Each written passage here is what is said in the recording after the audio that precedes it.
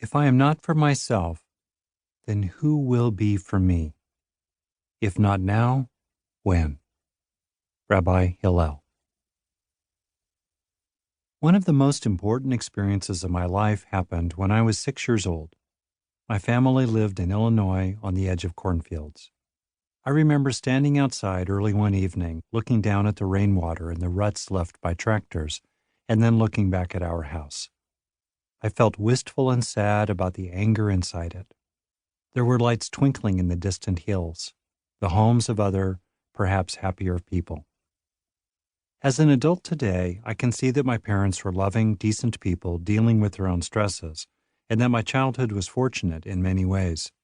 My dad had a tough job, and my mom had her hands full with my sister and me. I don't remember what happened in our home that night. It could have been an ordinary argument. But as if it were yesterday, I remember feeling a caring toward myself. I felt bad. Those feelings mattered, and I wanted to help myself feel better. Many years later, I learned that this was compassion, the recognition of pain with the desire to relieve it, which can be given to oneself much as it can be given to others. I clearly recall knowing that it would be up to me to get through the time ahead and to find those lights and those people and that greater happiness. I loved my parents and wasn't against anyone, but I was for myself. I was determined, as a child can be and an adult as well, to have as good a life as I could. My own path of well-being began with compassion, as it does for most people. Compassion can flow inward and outward. Compassion for yourself is fundamental, since if you don't care how you feel and want to do something about it, it's hard to make an effort to become happier and more resilient. Compassion is both soft and muscular. For example, studies show that when people feel compassion, motor planning areas in the brain begin preparing for action. Compassion is a psychological resource, an inner strength. In this chapter, we'll explore how to grow compassion and use it for yourself, and in later chapters, we'll see how to bring compassion to others. Be for yourself. When we treat others with respect and caring, the best in them usually comes out. Much the same would happen if we could treat ourselves the same way.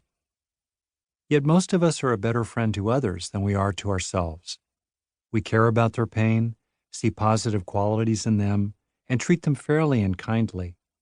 But what kind of friend are you to yourself? Many people are tough on themselves, critical, second-guessing, and self-doubting, tearing down rather than building up. Imagine treating yourself like you would a friend. You'd be encouraging, warm, and sympathetic, and you'd help yourself heal and grow. Think about what a typical day would be like if you were on your own side. What would it feel like to appreciate your good intentions and good heart and be less self-critical? Why it's good to be good to yourself. It helps to understand the reasons why it's both fair and important to be on your own side. Otherwise, beliefs like these can take over. Quote, it's selfish to think about what you want. You don't deserve love. Deep down you're bad. You'll fail if you dream bigger dreams. Unquote. First, there's the general principle that we should treat people with decency and compassion. Well, people includes the person who wears your name tag. The golden rule is a two-way street. We should do unto ourselves as we do unto others. Second, the more influence we have over someone, the more responsibility we have to treat them well. For example, surgeons have great power over their patients, so they have a great duty to be careful when they operate on them. Who's the one person you can affect the most? It's yourself, both you in this moment and your future self, the person you will be in the next minute, week, or year. If you think of yourself as someone to whom you have a duty of care and kindness, what might change in how you talk to yourself and in how you go about your day? Third, being good to yourself is good for others. When people increase their own well-being, they usually become more patient, cooperative, and caring in their relationships. Think about how it would benefit others if you felt less stressed, worried, or irritated, and more peaceful, contented, and loving. You can take practical steps to help yourself really believe that it's good to treat yourself with respect and compassion. You could write down simple statements such as, I am on my own side, or I'm taking a stand for myself, or I matter too, and read them aloud to yourself or put them somewhere you'll see each day. You could imagine telling someone why you are going to take better care of your own needs. Or imagine a friend, a mentor, or even your fairy godmother telling you to be on your own side, and let them talk you into it. The feeling of caring for yourself. When I left home for UCLA in 1969, I was hyper-rational and stuck in my head. This was a way to avoid feeling sad, hurt, and worried, but then I didn't feel much of anything at all. I had to get in touch with myself in order to heal and grow. California in the 1970s was at the center of the human potential movement, and I dove in even though it seemed kind of freaky. Primal screaming, encounter groups, bare your soul on demand. I gradually learned to tune into my emotions and body sensations in general.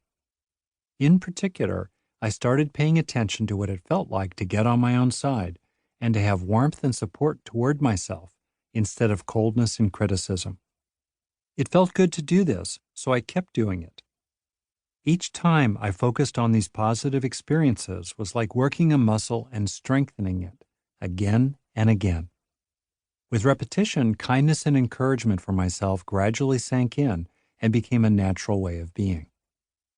Many years later, as a psychologist, I learned how my intuitive efforts had worked. Focusing on and staying with any experience of a psychological resource, such as the sense of being for yourself, is a powerful way to reinforce it in your brain. Then you take that inner strength with you wherever you go.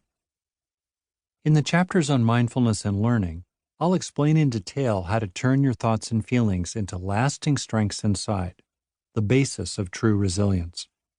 The essence is simple. First, experience what you want to develop in yourself, such as compassion or gratitude. And second, focus on it and keep it going to increase its consolidation in your nervous system.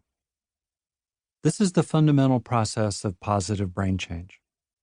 To get a sense of it, try the experiential practice I'll present in a moment.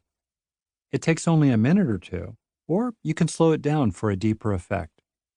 Like anything I suggest, adapt it to your own needs. Additionally, in the flow of everyday life, notice when you have an attitude or feeling of caring for yourself, and then stay with the experience for a few extra moments, feeling it in your body, sinking into it as it sinks into you.